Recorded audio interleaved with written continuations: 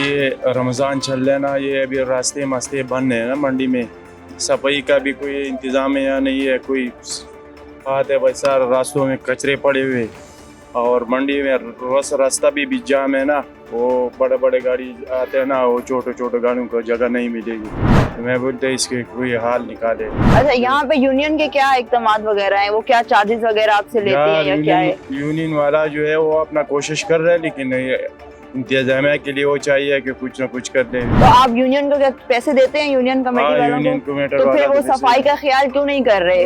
वो तो कर रहे हैं, लेकिन वो और लोगों के लिए भी जरूरत होना है, वो जो ये लोग आते हैं ये पैसे में से लेते हैं ये तो आप यूनियन वाले को कितने पैसे दे रहे हैं? वो तो अपने महीने के हिसाब से दे क्या रहे हैं ना। महीना देते हैं? मैंने तो नहीं दिया, लेकिन वो लोगों ने थोड़ा थोड़ा सा देते हैं। थोड़ा थोड़ा भी कितना होगा 1000 रुपए महीना, ऐसा महीने देते हर हैं। दुकान वाले से लेते हैं? हाँ, 1000? ऐसे लेते हैं।